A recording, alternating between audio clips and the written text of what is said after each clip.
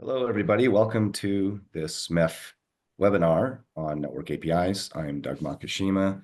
Today, we'll be going through very exciting content talking about network APIs, the next frontier in the journey from telco to techco. Network as a service APIs represent a transformative opportunity for MNOs by leveraging existing network resources to simultaneously provide more value to enterprises and subscribers and increase monetization opportunities. This is a win-win scenario that extends to end users who benefit from more secure and improved user experience. And the transition to techco unlocks immense opportunities for the telecom industry at large, fostering innovation, improved customer experiences, and redefining the role of the mobile network operator in a rapidly evolving digital landscape. I'm Doug Makishima. I'm a MEF advisor. I will be moderating this webinar. In industry, I'm working on AI data centers with EcoBlocks, and I'm also on the Linux Foundation Chimera End User Council and Technical Steering Committee. We have an amazing panel, as usual, from two operator representations, one from US operator, leading operator Verizon, and then Bridge Alliance, which is the number one operator organization alliance in Asia. We also have GSMA represented here, as well as two enterprises, one leading CX and messaging company, Infobip, and then a new upstart run by DeCurtis, who's CEO and co-founder from Shush. And we'll hear more about each of these companies as we do the introductions, which I'll jump into right here. So I'll stop sharing so we can see everybody's wonderful faces. Good morning, good afternoon, good evening to all of you, depending on which time zone you are. And for the participants, welcome. We will have a Q&A session running as well. So in the webinar platform, you can ask questions by submitting questions in the Q&A chat. And then we'll also do a Q&A towards the end. So why don't we go through the introductions now, starting, well, in the order of the speaker banner. So Ken, you're up first. Wow. Thank you, Doug. Thank you for inviting me to today's MEF webinar. Yes, Bridge Alliance is leading mobile operator alliance. We founded back in 2004. Today, we have 35 member operators operating across Asia Pacific, Middle East, Africa, and the latest being Europe. We have started the GSMA Open Gateway Initiative. We've realized that there's a need for operators to really come together to try to accelerate the adoption of telco APIs. And we have launched what we call Bridge Alliance API Exchange.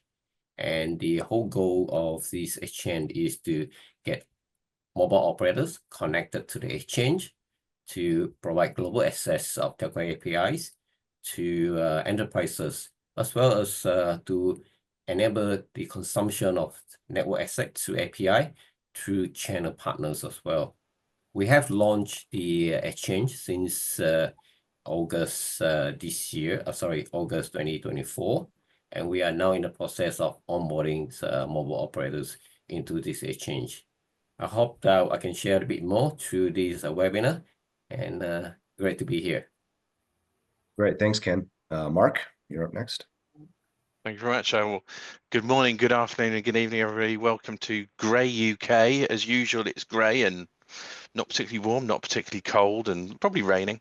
So Mark Cornall, Technical Director for GSMA, and I'm leading the technical side. So initially setting the technical direction of what we did and do in Open Gateway, and now walking along the tightrope to make sure that we deliver on our promises.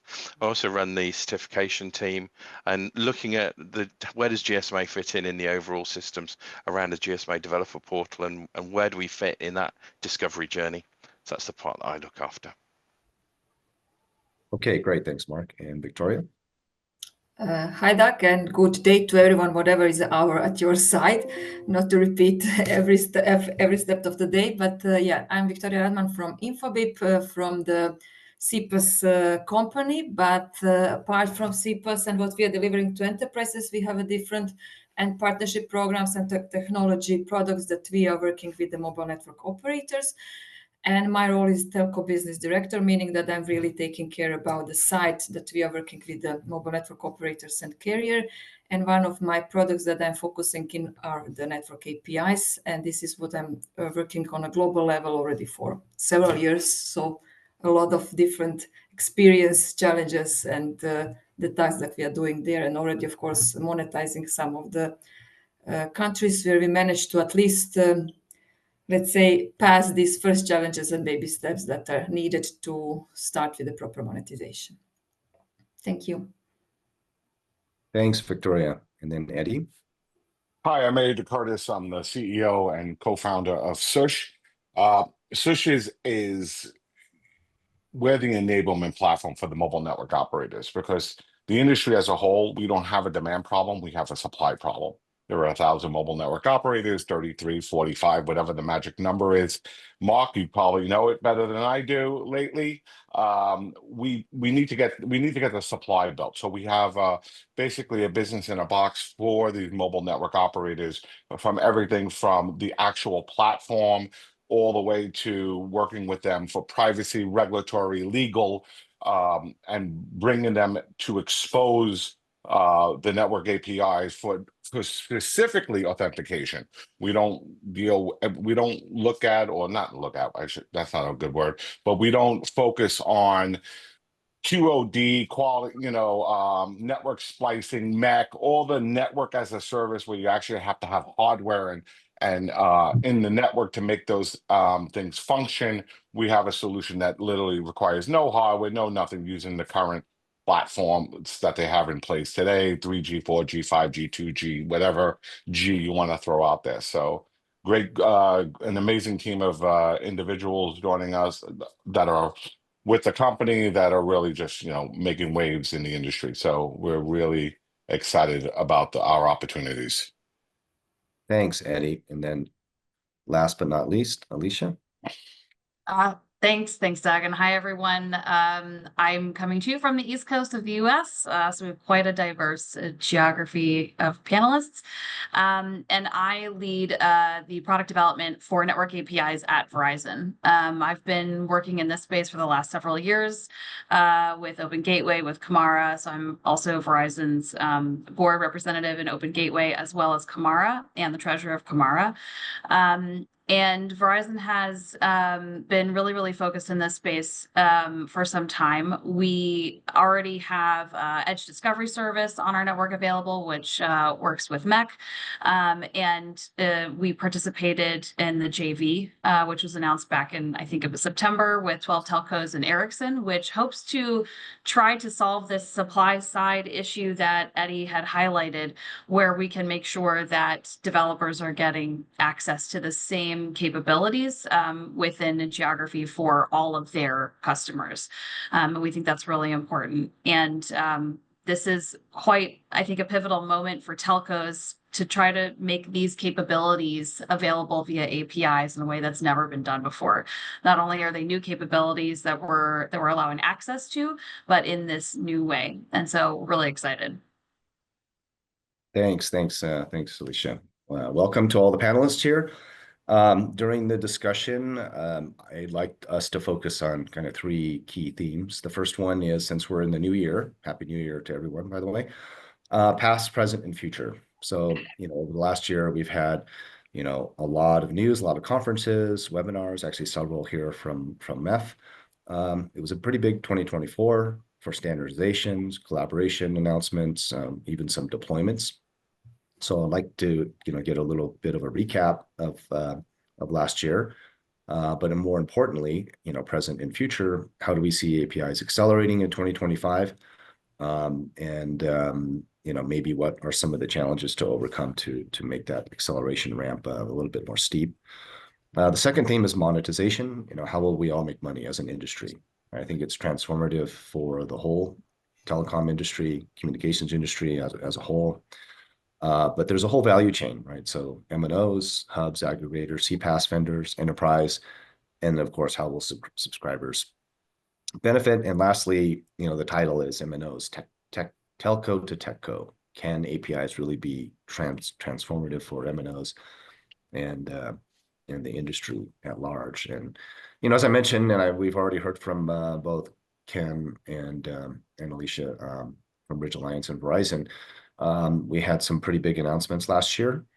There's been a broad push from multiple mobile industry leaders to accelerate commercialization of network APIs. Back in July of last year, Bridge Alliance launched their Bridge Alliance Exchange, which offers GSMA open gateway APIs.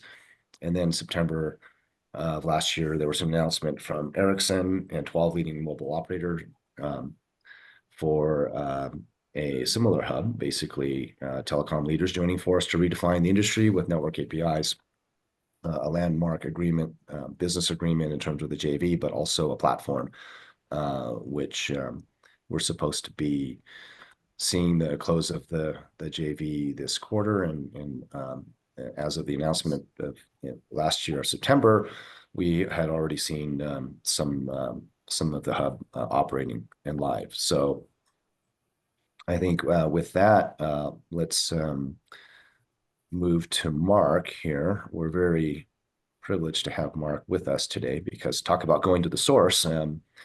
GSMA Open Gateway, I think we're 2 years into it now from the official launch. Officially. That has really helped us really come together as an industry, not only in standardization, but in commercial initiatives and launches and rallying around a single source. So I'm going to share your presentation and let you take it away, Mark, from GSMA. You should see your slides. Yes, coming up. There you go. So if we want to go to the first one, slide 1 of 93. So no, it's only a short update. So I think it's good to go and see, well, where are we and take stock. We're just into 2025. So this is really a take stock of where we are, some of the things that's happening in GSMA. I don't think I've covered at all what we're doing in standardization. So this is more looking at the market, looking where we've actually got to in terms of deployments and things like that. So first of all, commitments, top line.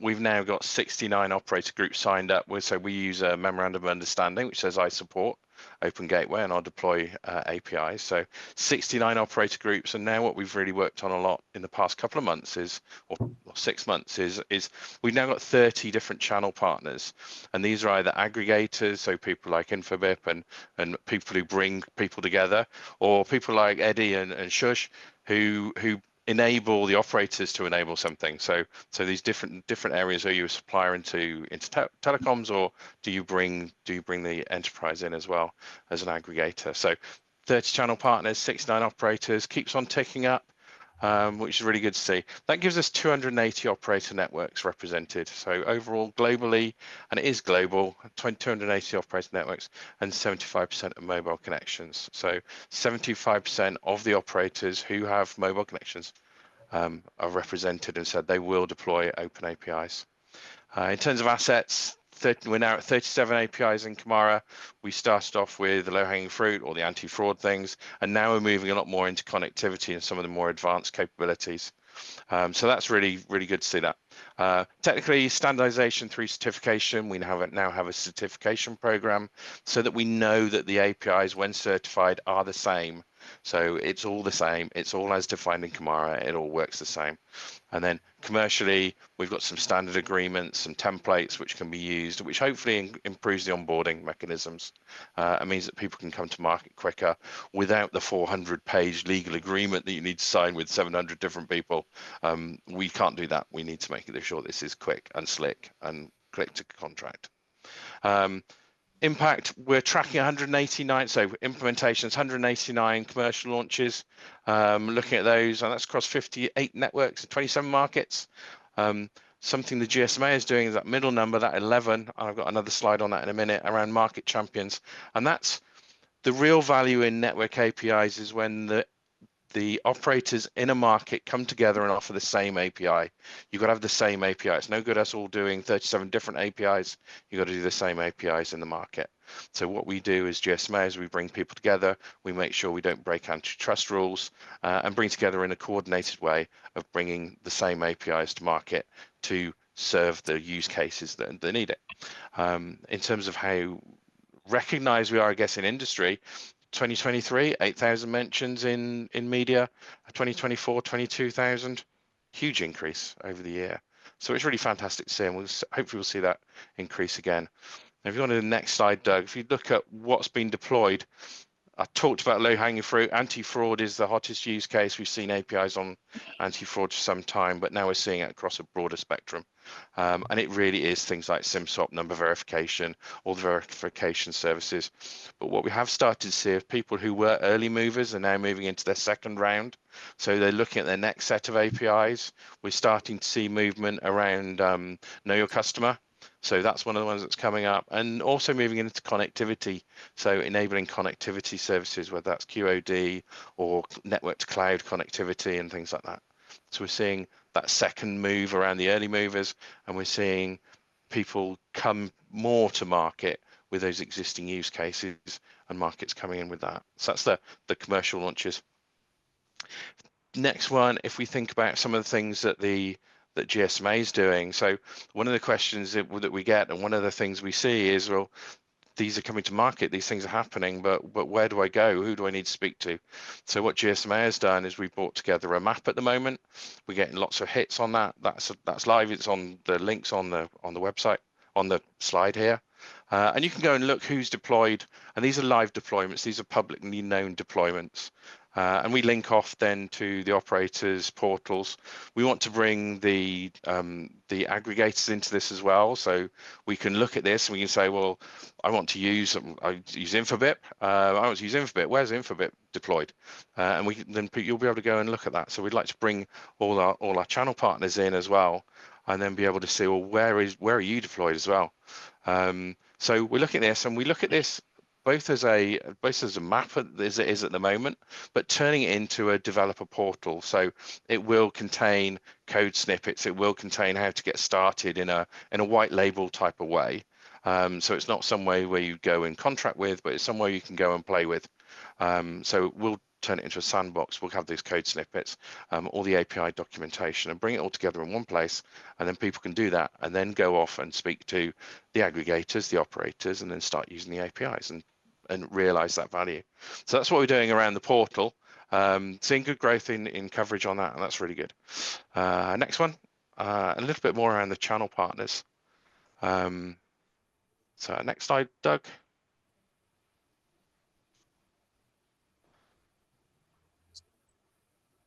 I'm still seeing the same one. Yeah, sorry, I'm It's okay. Now it's jumping around. Okay.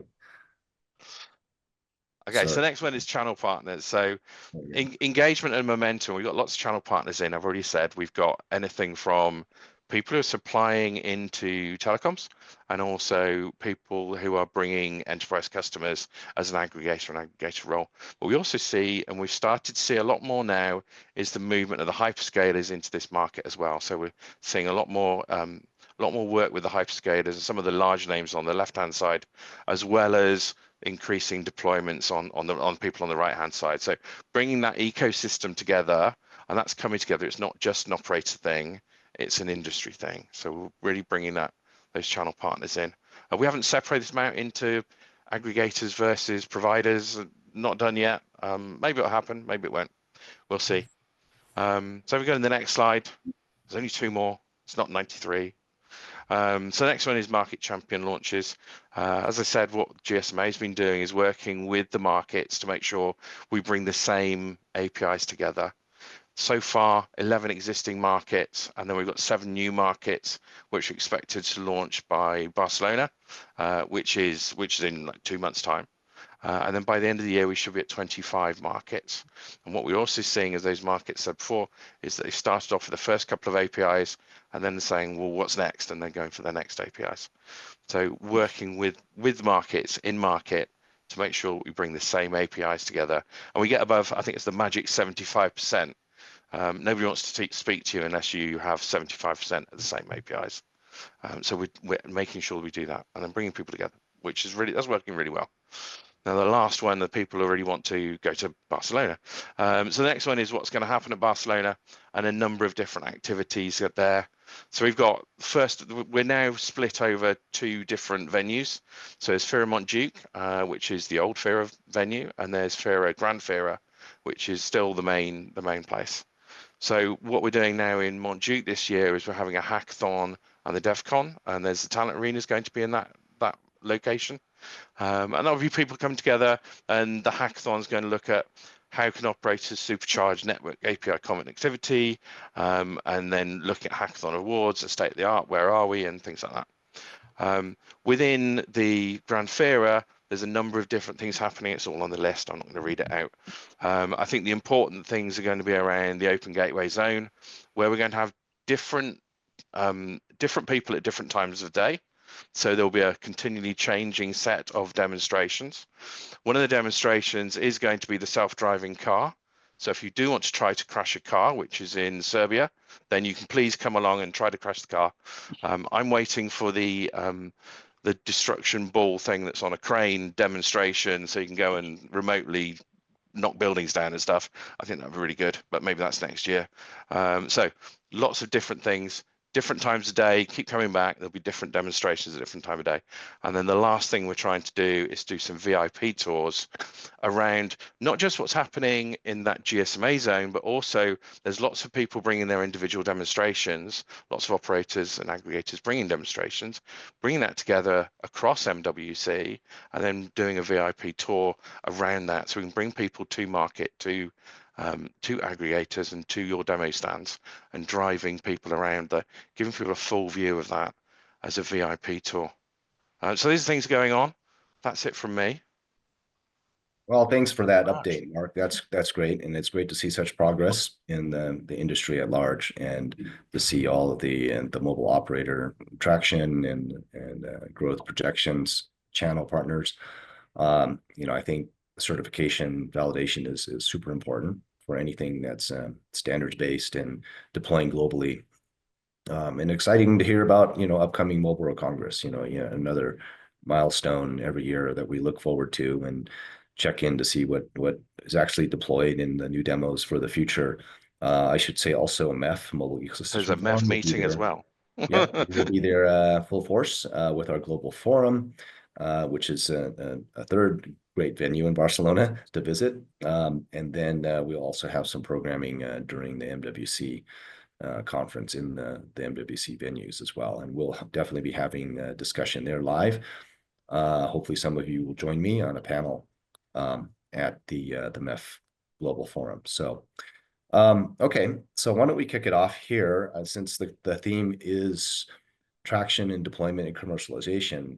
We heard about last year the 2 consortiums or hub type deployments. Maybe Ken and Alicia, you could kick off by giving us a progress update on those, since they represent some commercialization, and then I'll ask Viktorija to give maybe a mini case study from Infobip on some traction, and Eddie, what you're doing.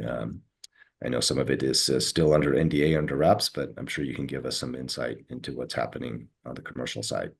So maybe Ken, maybe you can start a little bit. I know you gave a little bit of background about the Bridge Alliance Hub, but how's that going? I think you're muted. Sorry, yeah. Thanks, Doug. Yep.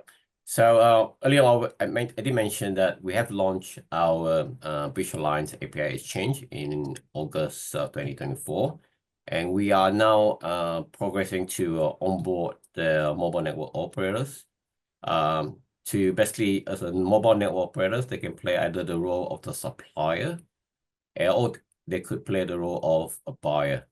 So basically, we are creating a platform of a mobile network operator ecosystem, which enable the mobile operators who are onboarded to the exchange to be either a supplier and or as a buyer. So as a buyer, you will be able to leverage the platform and basically sell directly to enterprise, multi-market telco API access globally, as well as through the platform will be connecting to channel partners as well as vertical specialists that also bring their enterprise customer to us.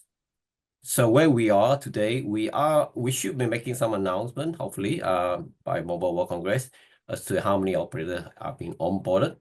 At the same time, we also recognize that in this telco API ecosystem, market coverage is really important. In fact, it's a prerequisite, as Mark has earlier on alluded to. Without 75% coverage, it will not sell, especially on API use cases to basically combat digital fraud, such as number verification, SIM swap. You really need to have every operator in the same national market to really collaborate and launch the same set of, or at least some similar API that deliver the same functions. Because it's not good having hundreds of API in each operator operating different API in each of the market. So really, you need to have operators offering the same set of common API, and that would address the market coverage requirement. Today, we are very much focused on two API, which Mark earlier has also mentioned, which is the number verify and SIM swap. Really, the use case is combat digital fraud today.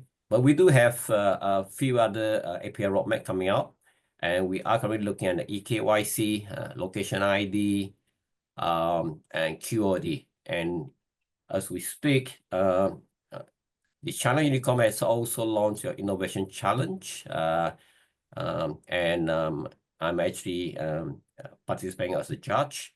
Unfortunately, I cannot share. We are still in the midst of evaluating, but there are interesting use cases. And by Mobile Congress, I believe early on, March shows on the 3rd of March, they'll be making some announcement of that innovation challenge. And I think you'll be hearing more exciting thing during the MWC.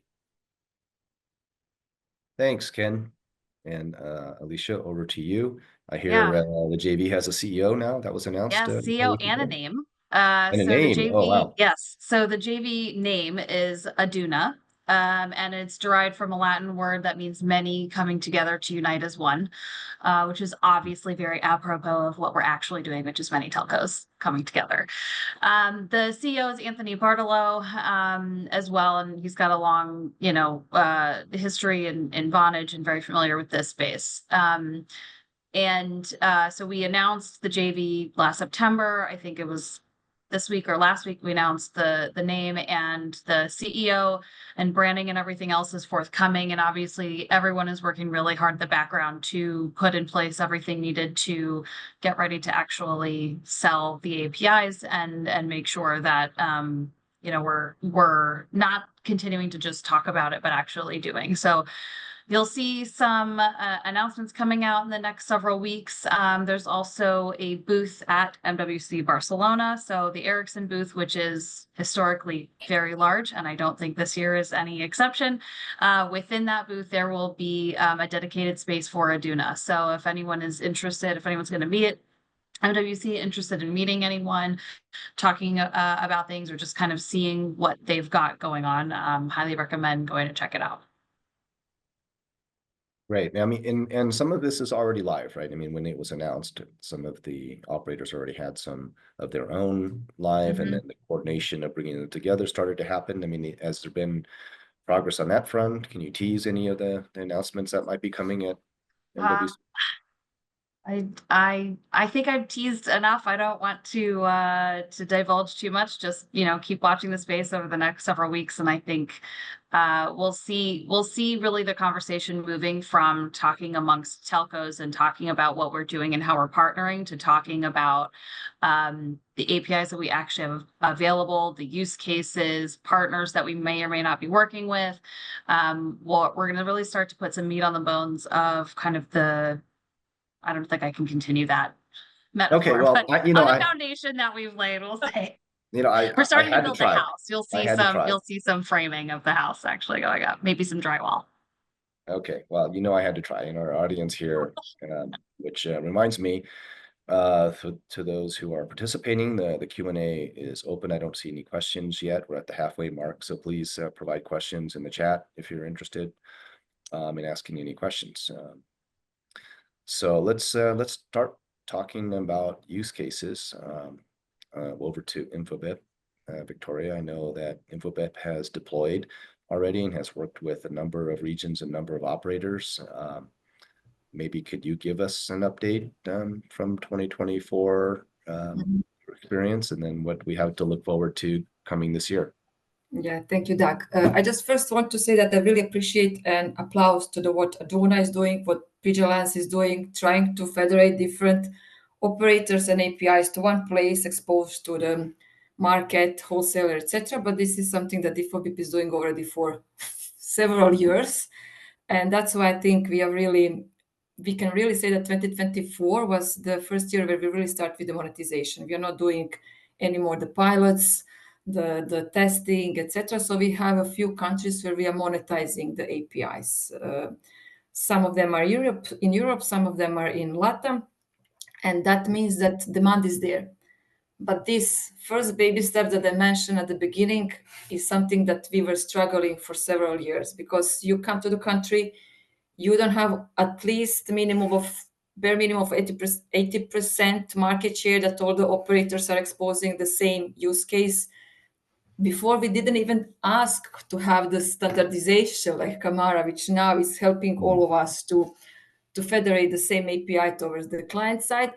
We were having the different APIs for just a simple SIM swap, meaning that everyone was replying with the different results, and it was really hard to manage to create one single API towards the clients. So after you pass this first prerequisite, meaning the minimum of market share, then the consent collection, the approval process, all this is taking time.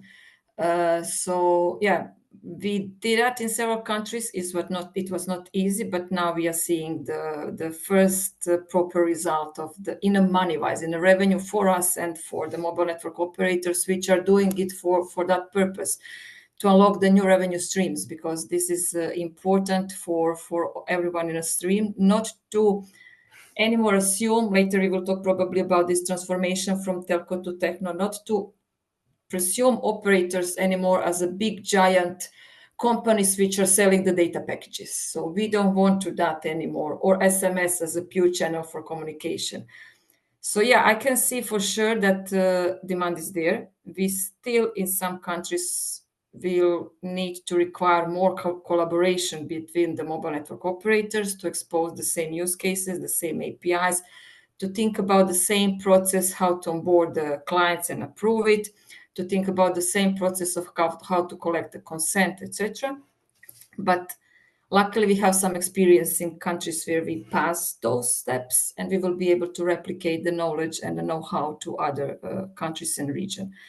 Again, every country is a new start because of the different regulation in each country, because of different way of reading different kind of regulation.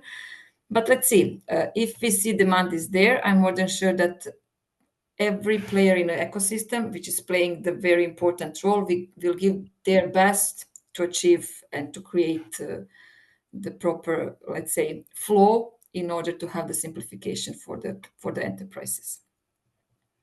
Yeah, thanks for that, Viktorija. I think your experience in actual deployments and actually having brought to market a hub even before the Bridge Alliance and the new JV qualifies you to provide these very valuable insights. And I think, if I can summarize a little bit, I mean, clearly standardization, federation is super important, right? And then within a country or within a region, we've talked a lot about this in the past, you don't need 25 APIs, right? You just need one or two. But the key is reach. The key is, all the major operators and CX, CPaaS hubs, everybody has to be participating together, coordinated and interoperable.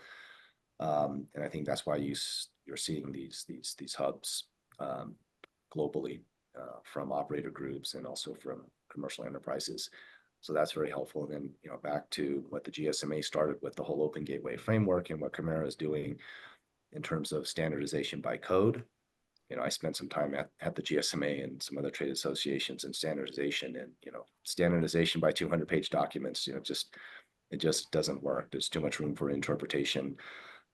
in gray areas. So, when you have a GitHub repository and you just, use it as is, it's going to work. And then, of course, GSMA is backstopping it with now the certification programs as well. So, and these are very important insights, but we have a ways to go. You mentioned onboarding. We've talked in the past, our mobile evolution working group within MEF on APIs about how it's important not just to have these number of functionality in different APIs and having commonality and standardization, but then things like supply side onboarding, the just the flow, and then developer education, and just getting the whole ecosystem fired up and ready to implement and commercialize. And I think that's a good segue to what Eddie, what you're doing with Shush there to help enable operators to more rapidly expose and deploy the APIs.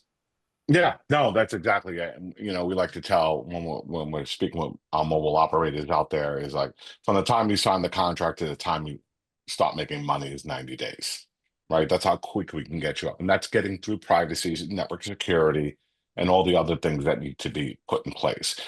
Having the team we have, especially John Morrow, who built this, ran this for 4 years at T-Mobile USA, it gives us a leg up. It really, really helps having that conversation, especially around privacy, because this is the first time you're asking mobile network operators to take their CPNI data and share it outside their four walls, right? So you have all that stuff that's a horror show just saying it out loud, right? So being able to articulate that to the mobile network operator, explaining how it's done, how it was done with a carrier with 123 million subscribers. What are the privacy rules in each country? Do you need opt-in requirements, especially around fraud use cases? What fraud use cases to be rolled out? What fraud use cases are being bought by the brands and the fintechs of all? Being able to articulate that and communicate and give them the comfort level that they know they're going to be making money. They don't have to buy additional equipment, which is another nightmare, right? Just getting equipment installed in a network. So all that kind of stuff, and focus on the actual use cases that make money. All right. Every article, every analyst you will ever read out there says the fraud use cases make 97% of the revenue. Right. So focus on those, make the money, and then we can start talking about quality on demand and MEC, and I can have a whole conversation on why I think that's a pipe dream. But we can have that conversation if you want. Focus on what's important. Focus on getting these carriers launched. It's important to, and like everybody said, the brands want to see gold markets. They want to see plus 60, plus 80, depending on the market, of the ability to access that subscriber information, right? So focus on getting those carriers launched, getting them up and running, and getting them to make money. This is about them making money. Because here's the deal, guys, and I don't care what anybody says, the carriers are the center of the universe because you cannot do SIM swap without them. There is no place to get that data. Google doesn't have it. Apple doesn't have it. They're the only ones that have it. And now you have regulators all over the world, including the United States, saying you must have a SIM swap solution. Now, that is the policy, Doug, you're the only one allowed to change somebody's SIM. But once there's a policy, then becomes the technology. And the only place in the world to get that data is from the mobile network operator. So they are the center of the universe. And until they launch, that's going to be the challenge. And now I never thought in my 30 years plus in this crazy space that I would say I love regulators. I love regulators. I want to, hire lobbyists. I mean, I Hey, this is absolutely being love the recorded. You know regulator. that, right? This is being No, recorded. So I know, and we have you I'll on say it. Hey, I used to say I hate them. Now I love them, right? Because they're forcing the industry to move forward. They're forcing the protection to the consumer. You got to remember here's what happened in SIM swap alone in the United States. It happened 3 different SIM swaps were done, and almost $500 million was stolen in an hour via cryptocurrency with 3 SIM swaps. Think about that poor lady who lost $190,000 of her life savings because of a SIM swap. And all the bank had to do was to check that. And where do they check that? From the mobile network operator. Well, the reason is the mobile network operator doesn't have a solution. We're here to fill that gap, give them that solution, offer them all the Chimera APIs, plus 37 additional APIs on top of that, all around fraud use cases at no cost to the mobile network operator. That's the goal of my company. That's the vision. Great. Thanks for that, Eddie. And then, just to tag on to that, since you went down this path, what specifically do these 37, 54 in the works APIs, what customer problems do they solve? What operator problems do they solve? And you already mentioned on the operator side, I mean, or in general, right? There are regulatory initiatives now that APIs are well suited to solve. Probably not the only way to solve them, but I'll start with you and then go to the other panelists. Let's talk about actual, real world applications of these APIs. How are they transforming, the customer experience, and how do operators benefit? Well, so since I only focus on fraud use cases, right? So you have everything from number verify, silent auth, whatever you want to call it. You have everything from, now location's a scary one, right? Location's a scary one, but when you start getting into zero trust, scoring, that can become a very, very cool use case for, let's say, the credit cards. I'm going to use Victoria. I'm going to use you as an example. If Victoria's phone is sitting in Croatia and her credit card is being used in New York City, there may be an issue there, right? And being able to, geofence location. Is Victoria within, 5 miles of Times Square? Things like that. So all those anti-fraud use cases, I think that's what I am focused on. That's what my company is focused on. That's where the revenue is. That's where the money is. And being able to execute on that, and the operators to execute on that is what we're that's all we're focused on. I think the challenge is when you start getting into all these different APIs. So if you look at the Chimera APIs, and Mark, keep me honest here, 2 fraud use cases are stable. So number verify is still not stable, and everything else is around network as a service, which there may be a business case there. I don't know. I don't think there is, but there's no, everybody said there was a business case for 5G too. But so I think the more and more use cases, KYC stuff, that starts getting really, really kind of unique, and there's the ability to price them differently and allow the brands to and the fintechs, the banks, everybody to see the value they're getting from making these calls, these API calls. Because remember, OTP is one and done. OTP is one done, and you're praying that person on the other side was the individual. Well, network APIs, network authentication, allows multiple interaction APIs. So when the banks get the bill, they reduce their fraud, and they can truly reduce their fraud against the cost it is, because we're actually giving them the value that they're looking for. Because OTP, there is no value. Trust me. So Eddie, a question just came in from the audience. Is number verify the same as silent authentication? Yes. Well, hold on. So hold on. So Victoria and I and a few others know this. Number verify is this Doug. There's Doug on the network. Silent auth is matching the IP address with the mobile identification. The way that Chimera does it, it's almost like header enrichment. You go pull a token from the auth server, you get a token, you kind of match it together. Here's the problem with that. When you in a real world situation, is Doug on this network? Yes. Has Doug done a SIM swap? No. Do a silent auth, right? Authenticate them. The way number verify kind of works is you kind of do all that at once and then wait on the SIM swap. So I think there's real world of what people really do, and then there's what engineers do in a room and coming up with a standard. And we're trying to bridge that gap and pull it all together. So let me let Viktorija comment as well. And also there's a comment or question in the chat specifically to Viktorija about what is your guidance on emerging markets that only have a few MNOs that have APIs ready, meaning there isn't a full country coverage. This really slows down uptake as customers want telcos to be on board in a given market. So two questions for you there.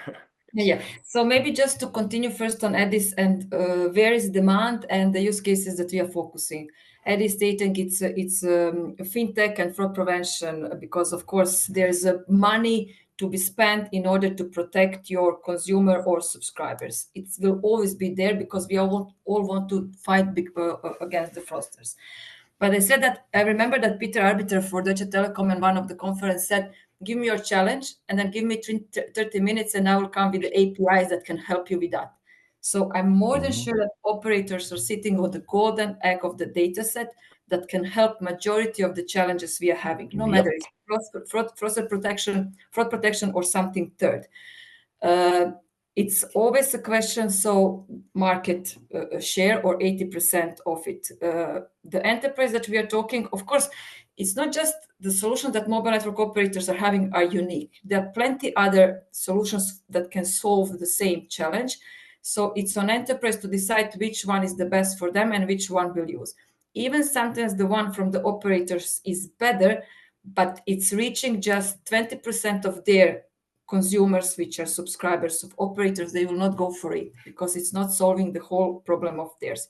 So my Infobip advice if we have a countries where we have demand, we are really trying to reach the operators and try to find the partners who can help them to enable the APIs that we need as soon as possible, because without that we cannot work. There are just few at the moment, I would say, APIs that can work without proper market share. The rest, unfortunately, requires minimum bear of I would say 80%. If we don't have it, Infobip is not enabling. We just decided we are not enabling that country because it's not worth it, the effort.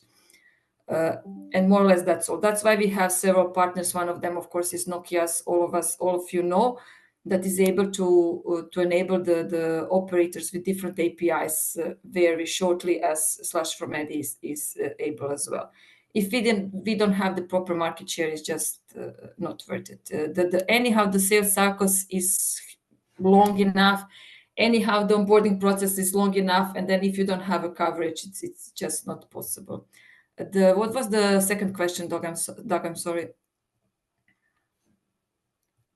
It's just about in your guidance on emerging markets. So if you don't have that reach, if you don't have all of the as I stated, if we don't have it and the operators are not willing to invest and to go for it, we are just saying no, we don't have it until the operators will be willing and until they see the value from the other markets and start to follow then I'm really sorry for the operators that already invested.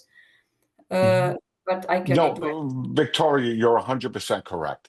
The operators need to invest, and that's why Shush came into existence. Yeah. We say, yes, all I need you to do is invest your time. I don't need you to invest millions, millions of dollars, okay? I need you to invest time. It is disgusting. I'm sorry. It is disgusting that the number I am hearing right now is $40 billion in additional spend for these network operators to put in a NEF and a SCEF. And until someone tells me there's not 3 billion 3G subscribers out there, you're paying, all you're focused on is your 4 and your 5G, right? So millions of dollars in new network equipment. And then you still need a platform such as what Shush delivers to run it all. So now it's crazy. It's disgusting. It's absolutely disgusting what these OEMs are doing. I'm sorry. So it really is. We appreciate your passion here and your optimism. So, but no, seriously, I mean, we're glad that you're here. You're a veteran in this industry, as you said, 30 plus years. I think it's a little more than that. And Shush is going to help operators deploy. So why don't we turn the attention now to, we have 2 representatives from very large operator groups, So my original question is, what are APIs going to do for us, right? For end users and applications, but also for the operators themselves. How do APIs help operators in existing business and maybe even affect this transformation? So we'll start with Alicia and then go to Ken. Thanks for starting with me, because 10 minutes left, so yeah, Eddie said some things that I disagree with, and I would like to address those first, which okay, fine. Floor is yours. I think What wouldn't be the first time? I'll mute him. So I think let me start with the things I do agree with. There's a ton of value in anti-fraud. 100% agree with that. I think the things I disagree with is that there's no value in network as a service. There is. We haven't tapped into a full potential yet, but I think the APIs are the key. So I'll say that, and then I'll talk about some of the use cases. So anti-fraud use cases, I think we touched on some of them, which is number verified. Financial institutions, really, I think clear what the use cases are and the benefits are, but I love to talk about like mobile sign-on to your banking app and just making sure that it's you.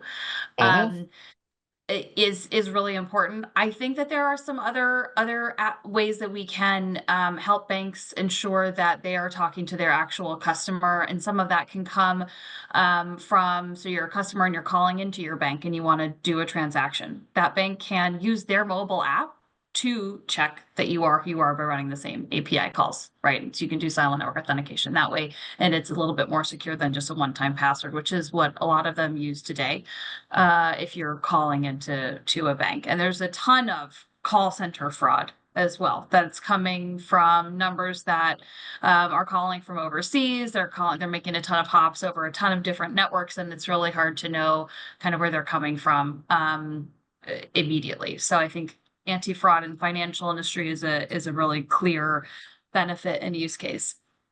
I think if I look at some of the network as a service or like network capability use cases, I think, and we did a panel on this and in Vegas at MWC, but manufacturing, there's certainly a lot. And I think this goes over both public and private networks. I think when you can do QoD and or slicing, which both can be / are enabled through these APIs, you can enable new use cases. So one specific use case we've talked to with a customer that I won't name the customer, but they are using VR headsets to create, manipulate, design 3D models. And it takes a huge amount of bandwidth, and they need to do it in real time, and they need to have more than one of these VR headsets connected. And they can really benefit from QoD in this instance, right? They have other machines, other things connected to their network that don't need to be prioritized while these headsets are on. And these headsets are not on all the time, right? They're still run by humans. Humans still need to sleep, right? So maybe they're being used for a few hours at a time. Yes, it's a niche, very specific use case, but I don't think it's the only one like that. And it's not about finding one use case that everybody's using. It's about finding many use cases that one API can attack, right? So I think if we look at B2B2C, which is like number verify, SIM swap, these anti-fraud use cases, yeah, you need to have the same use case across a very large set of industries. But when we look at B2B, I don't know that it's the same. I think we can find many use cases, many different use cases where the same API can apply. I think when we can show network coverage, when a drone operator can say, I want to fly this drone over this path, and I want to make sure that I have the right connectivity at all these times to send my data back and forth, that's really valuable. And those same set of APIs can be used in a ton of other scenarios as well. So I do think that there's a lot of value in network as a service, and we're really focused on that right now in the B2B space. I'm really curious to hear what Ken is seeing. Ken, your reactions, are those, because you're seeing the same things, or you disagree with what I'm saying? Totally agree with you, Alicia. Unfortunately, Eddie, I have to agree with Alicia. I disagree that you don't see network as a service as a value. That being said, I must say today the forerunner is combat fraud, which is leveraging telco asset, number verify, SIM swap, and probably many other signals that require to really fight against fraud. But that doesn't mean that there is no value in other network as a service. And that's something that we as a telco, we all planning towards that, exposing this network capabilities to monetize. So I think I'd have to agree 100% with Alicia. That's while we're building up a use case based on silent number authentication, but we are also progressing into B2B segment on offering other 5G network services to them as well. And in fact, one of the challenges I'm hearing is really market coverage, because of the fact that we are focusing on use case that require market coverage, and we are actually started a bridge API exchange partner program. So it's not just for onboarding our member operators in Bridge Alliance, it's onboarding any operators that would share the same belief to be part of the ecosystem. And Bridge Alliance, we are not an aggregator ourselves. We enable, create a platform for mobile operator to be connected, essentially allow them to be an aggregator themselves, because really we are just enabling them to create a big network for them to supply and as well as to buy and to have direct engagement with enterprise. I'm not saying there's no use case for network as a service, right? I'm not saying there's no use case for QoD, and there's no use case for MEC, and there's no use case for network slicing. I'm not saying that. I'm just saying the amount of money to do that right now, maybe doesn't justify it. That's all. Yeah, so you're People speaking said to the same thing about commercial 4G. prioritization, right? Yeah. I think people said the same We thing about never 4G. said